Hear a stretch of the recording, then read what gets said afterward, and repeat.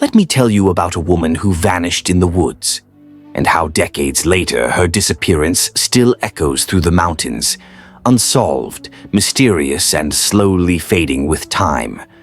Her name was Elaine Marie Robertson, and in 1979 she was 24 years old, bold, adventurous, and on the verge of a new chapter in her life.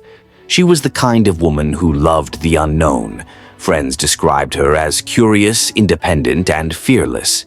She had grown up in Los Angeles, graduated from Pioneer High School in Whittier, and by the summer of '79, she was chasing a master's degree and healing from a recent breakup.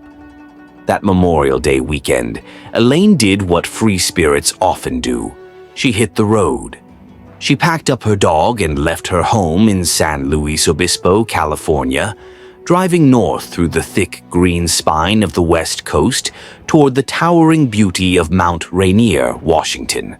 Her plan was simple: clear her head, reconnect with nature, and visit a friend.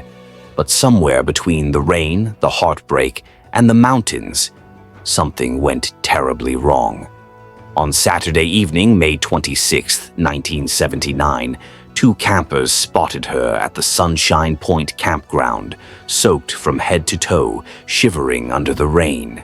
She was disoriented. One camper described her as not coherent.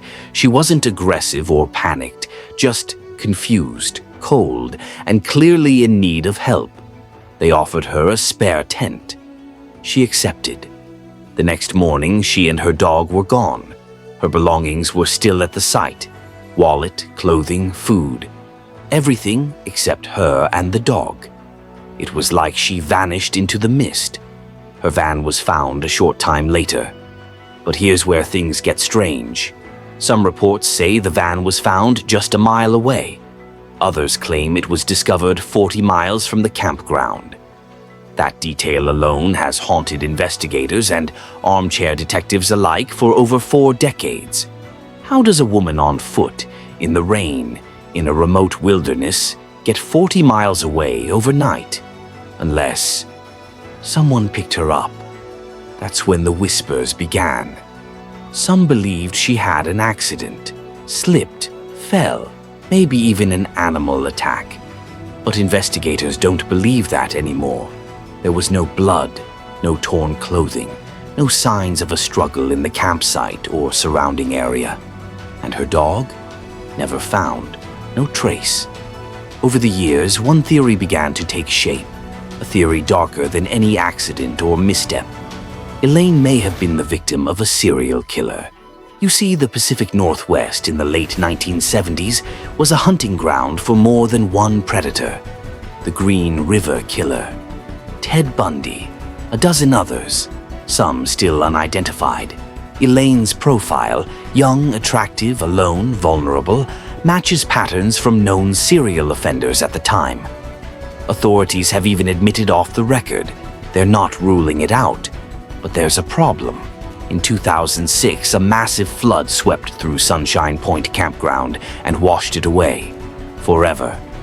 Any physical evidence that could have helped crack the case, disturbed soil, footprints, traces of Elaine's presence, was destroyed. And now investigators are running out of time. One officer put it plainly: we're approaching that point where if we don't reach out, if we don't ask people to come forward, we're going to lose a generation that might have known something, and once that happens, it becomes completely unsolvable.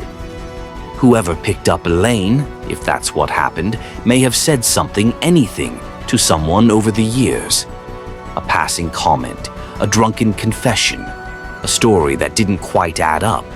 And that person, the one holding that single puzzle piece, might be the key to bringing her home.